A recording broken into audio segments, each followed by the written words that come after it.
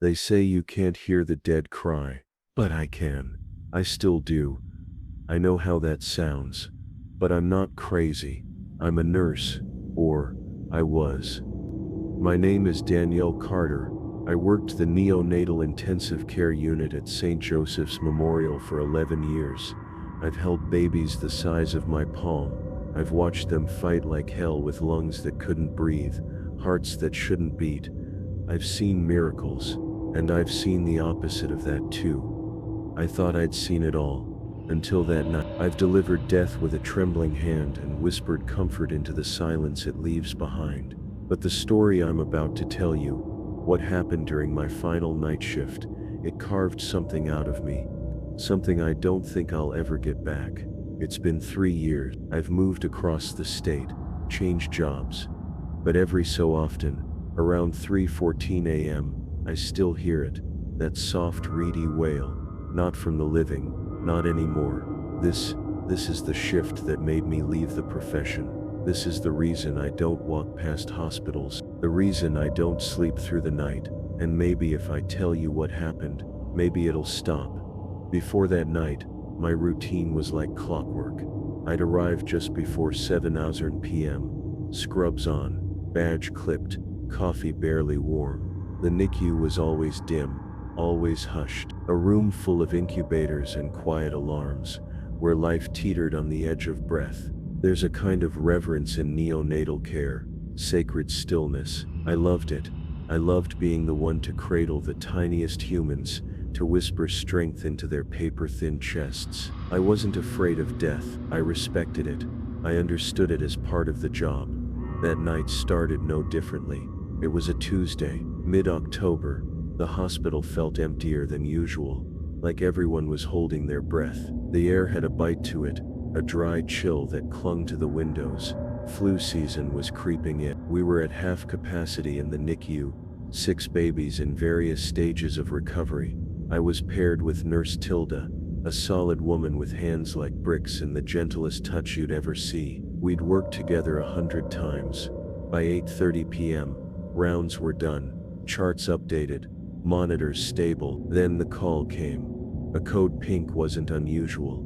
Emergency C-section, 3-4 weeks gestation. The baby was in distress. We readied pod 7, the farthest incubator at the end of the hallway. I remember checking the radiant warmer, snapping the gloves on the shelf, mentally preparing myself to stabilize a newborn who might not breathe.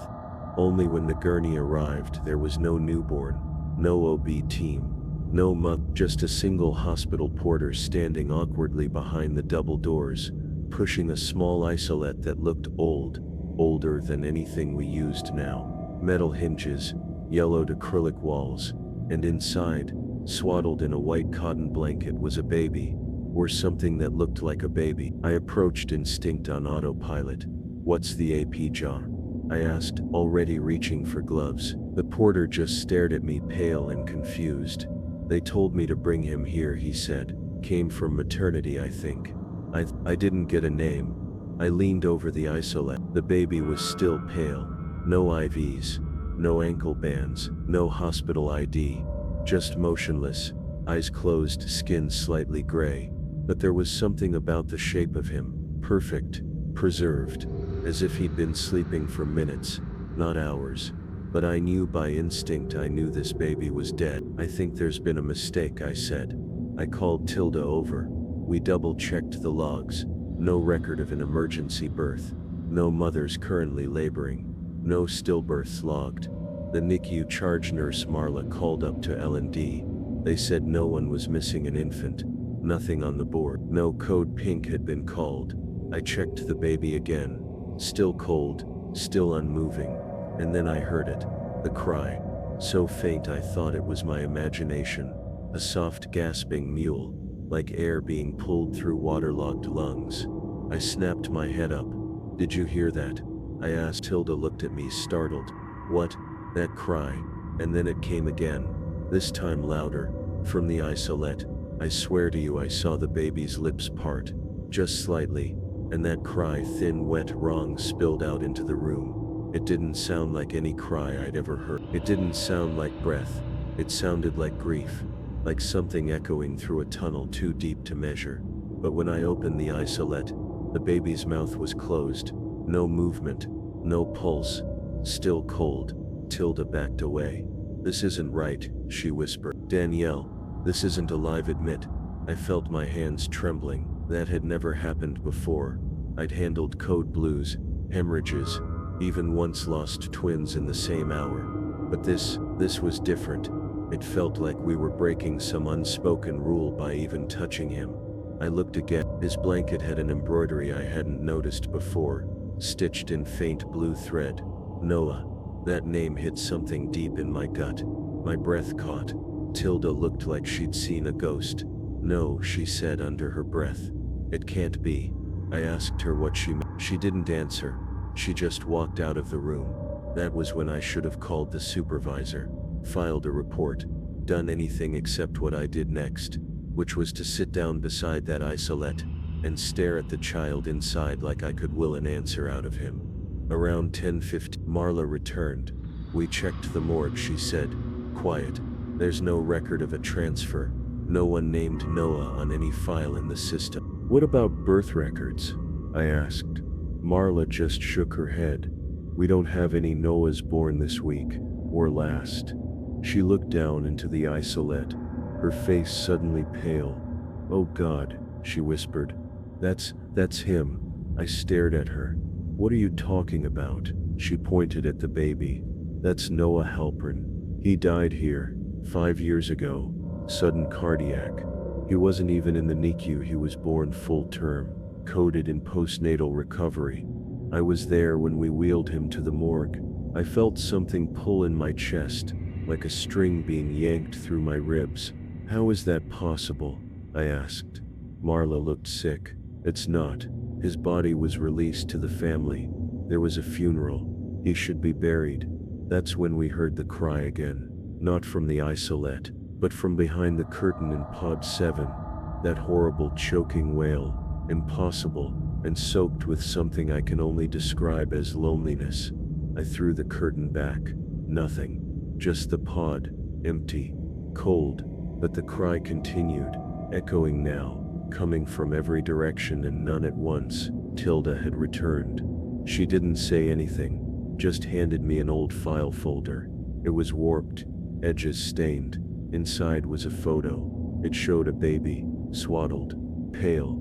The name at the top, Noah Halpern. Below it, the discharge summary. Date of death, October 15, 2018. Same pod, same shift, my shift. The next few hours blurred, monitors glitched, vital signs flickered without warning. The thermostat in pod 7 dropped to 56 degrees, and that cry, it wouldn't stop. Every time we stepped away from the isolette, it would start again. Marla tried calling security, the line went dead. When we finally lifted the baby to transport him, assuming somehow someone had misplaced the remains, the blanket crumpled in our hands. The isolette was empty. No baby, no body, just the faint imprint where something had been lying, and a single blue thread on the mattress. We ran the cameras. Pod 7's feed was corrupted. Static. Exactly 3 hours of white noise from 9 hours in PM to midnight. But in the corner of the frame, something moved. Just once. A shadow bending forward, cradling the empty isolette. I didn't sleep after that shift. Not for days. I kept hearing that cry, in the silence between words, behind walls, sometimes even inside other babies' monitors. This strange distortion, like a whale buried in static.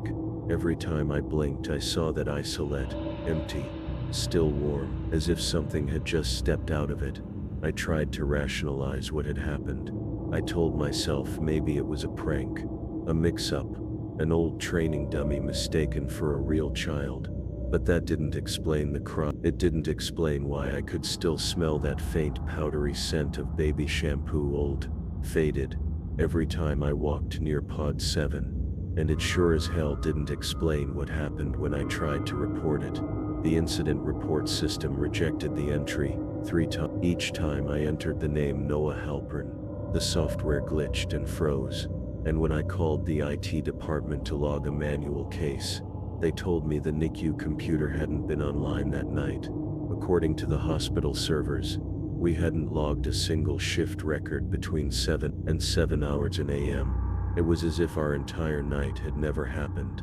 I went to Marla's office the next day. Her nameplate was gone. The office was locked. No trace she'd ever worked there. I called her cell. Disconnected.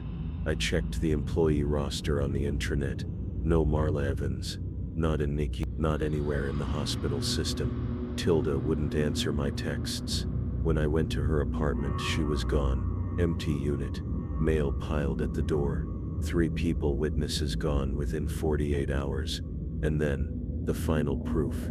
I got desperate. I drove out to Oak Valley Memorial Cemetery, where Noah Halpern had supposedly been buried. The funeral was documented, the obituary real. I just needed to see the headstone. It wasn't there. There was a Halpern family plot. A stone for the father Jonathan passed away and a marker for the mother still living. But the space where Noah's headstone should have been, empty, fresh grass, as if no child had ever been buried there. That night I pulled out the old photo of him, the one from the hospital file Marla had given, but me, standing next to it. Only, I wasn't in pod 7 that night. Not at that time. The camera timestamp said 11:11 p.m. I had been on the other side of the unit with Tilda, trying to restart a monitor, but there I was, plain as day. Same uniform, same hair pulled back tight, same ID badge standing over that isolette. My hand was on the baby's chest, and I was crying, tears rolling silently down my face. The footage ended there. When I turned to ask my friend if he'd seen it too, he looked pale, glassy-eyed. "You were there," he whispered. "But you weren't." That's when I realized something deeper had unraveled. Reality had twisted. I wasn't looking at a ghost. I wasn't seeing the impossible. I was the impossible. And I think that night, I gave Noah something I shouldn't have. Maybe a name. Maybe a place. Maybe permission. Because after that he stayed. After that night, I couldn't go back. Not to the NICU. Not to any hospital. I tried. God knows I tried. I lasted one more shift. Just one. I thought if I could just work, keep my hands busy, I could forget. Push it down. Pretend it was grief. Stress. Burnout. But as soon as I walked through those double doors past the line of isolettes, everything came rushing back. The silence. The smell of antiseptic. The weight of something watching. I made it to the supply closet before I started shaking. I had to sit on the floor just to keep my legs from giving out. That's when I heard it again. A soft cry. Not urgent. Not loud. Just persistent. Not from any of the babies. From the vents. That same broken echoing wail. Like lungs full of cold water. Like grief that didn't know it was dead yet. I left my badge on the table in the break room and walked out. Didn't even clock out. I left my stethoscope behind. I haven't worn scrubs since. They said I abandoned my post. They said I suffered a breakdown. I let them say it. I didn't fight it, because the alternative, the truth, was worse. That was over 2 years ago now. I've moved twice since then. Changed my number. Changed my name in the nursing registry. I took a job doing admin work at a health insurance firm. Paperwork, coding, phones. No patients. No hospitals. No children. But even now, it hasn't left me. I still hear the cry. Always around the same time, between 3 a.m. and 3:20 a.m. Every single night. At first I thought I was dreaming. Or maybe my mind was doing that thing trauma does. Looping. Replaying sounds. Memories. I even went to a therapist. She said I was dealing with complicated grief. That I'd transferred trauma onto a symbolic infant. But she never heard the crying. She didn't wake up to the baby monitor I kept in the closet. A habit I couldn't break. Crackling to life at 3, even though there was no transmitter.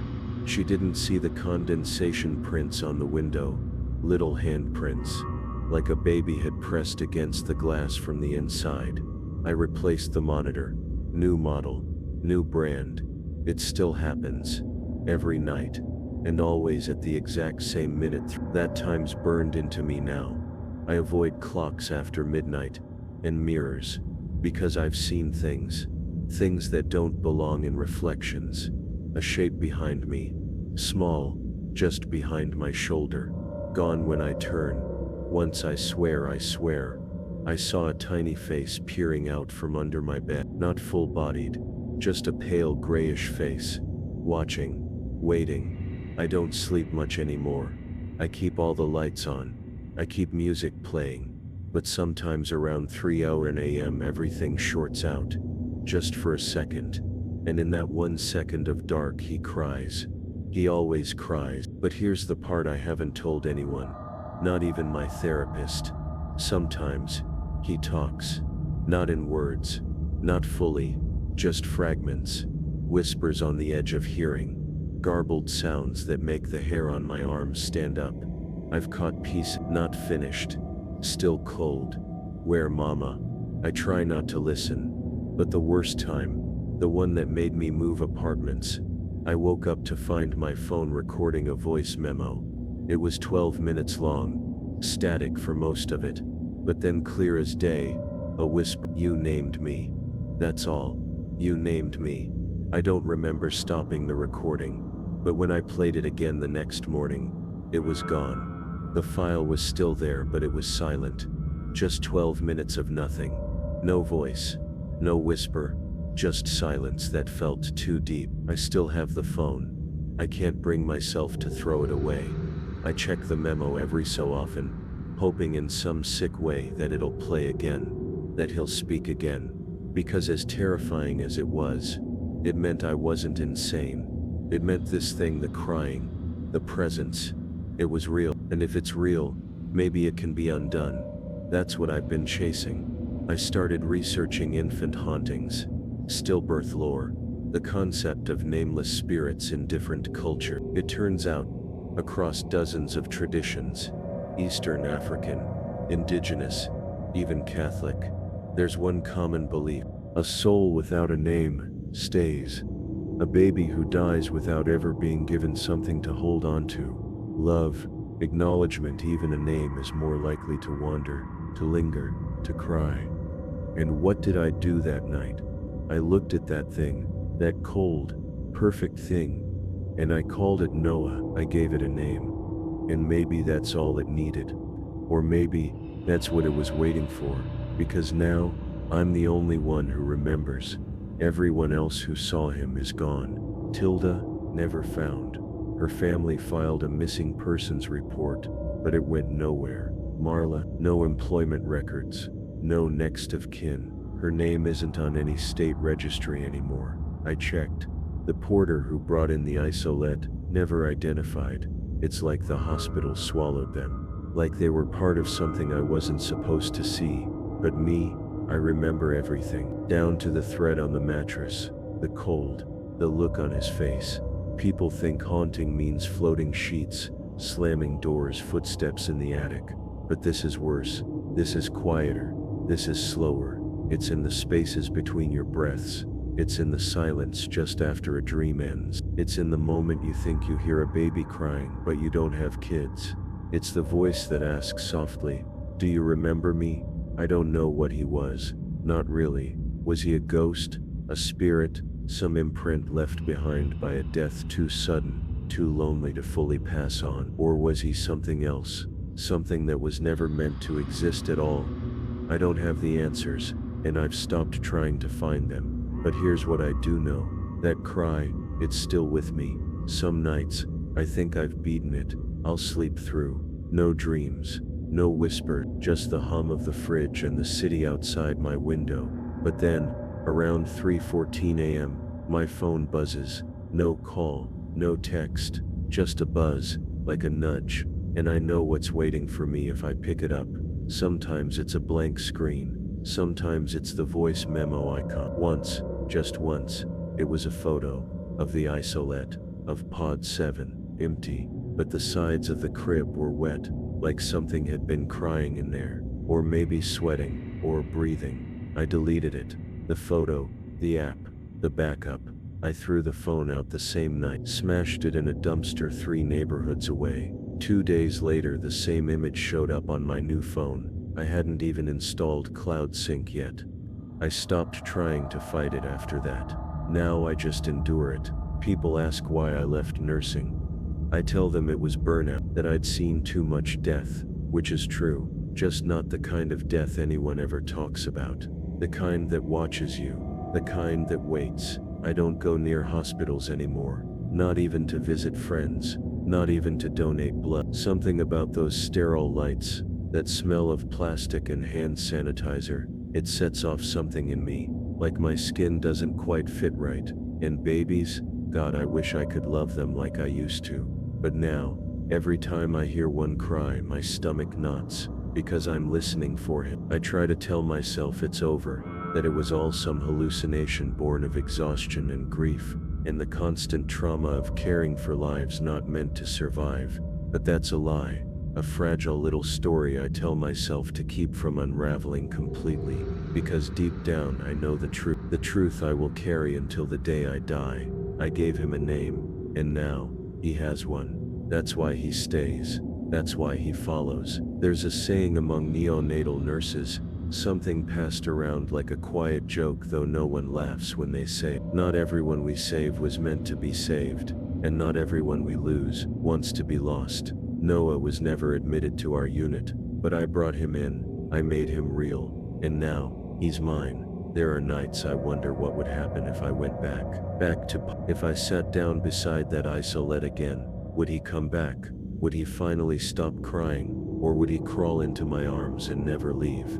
I don't want to know, because I think, deep down, part of me wants that, wants to hold him, to finish what began that night, to rock him until the crying stops, even if it means I never get up again, even if it means I go wherever he goes, because you don't forget a sound like that, not ever. It burrows into you, makes a home in your spine. I stopped checking the clock at night, stopped listening for the static. I even let myself believe it had all been a kind of psychological bleed, a memory soaked too deep into the muscle. I was doing okay, until 2 weeks ago. The voicemail came through while I was out getting groceries. Missed call, no caller ID, just one new message. When I played it, I dropped my phone. It started as static, that same warped hissing silence I remembered, but then faint under the distortion. A sound like soft crying, then a voice. Not a baby's, a child's. Older. It said my name, not Danielle, not the one I go by now. The old one. The name I used on my badge the night of the shift. And then the voice said, "Mommy, it's cold again." I couldn't breathe. I listened to it 5 times, fingers trembling. By the 6th playthrough it was gone. The message deleted itself. I didn't touch anything. It erased itself. I contacted my phone provider. They said no call had come through at that time. No voicemail recorded. No data to trace. But I heard it. I heard him. And that voice. It wasn't a newborn's anymore. It had grown, somehow. Whatever followed me, whatever clung to that name I whispered over a cold, lifeless body in pod 7, it hadn't just stayed. It had aged. That's when I started researching again. I looked deeper than I ever had before, into ritual naming, into soul tethering, into cultures that believe a spirit, once named, becomes anchored. As if the name is an address that keeps calling it home, and if no one breaks the bond, it stays. It lingers. It grows. I found stories of women who named lost children, stillbirths, miscarriages, and heard them years later crying, laughing, speaking. I found a case in Poland where a woman swore her stillborn son left handprints in the frost of her windows every year on his birthday. For 9 years. I read about a nurse in Kyoto who was institutionalized after claiming a baby she lost during a power outage followed her home and aged with her. I used to think he cried because he was cold, but what if that wasn't it? What if he cried because I left? What if every night that sound isn't just grief but growing? There are other things I haven't told anyone, little things, like the tiny socks I found on my windowsill 2 nights ago. Not baby-sized, toddler-sized, handmade, like something a NICU volunteer would knit. One blue, one gray, both damp. Or the tiny handprint I found inside my car windshield, even though I haven't let a child in it, ever. Or the post-it note I found this morning stuck to my bathroom mirror. The handwriting was mine, but the words weren't. It said, "I'm almost ready, don't be afraid." I haven't written anything in days. And yet there it was, yellow, fresh. I don't know what he wants, not really. Maybe just to be held again. Maybe to be born. Maybe something else entirely. But I think I'm running out of time. I keep wondering what happens when he finishes growing. What comes next? Does he come through? Does he take, or does he finally ask to come home? Sometimes, in the deepest part of night, I imagine opening the front door and seeing him standing there, still in that swat, still wearing that stitched blanket, only taller now, eyes just like mine, mouth slightly open, crying, always crying, but this time, not because he's scared, because he's hungry, and he's come back for the one who gave him his name, for the one who made him real, for the one who promised, without meaning to, that she'd never let him be alone again. And maybe that's what I am now. Not a nurse, not a survivor, just a mother to something that was never supposed to be born, and he's waiting, growing, closer.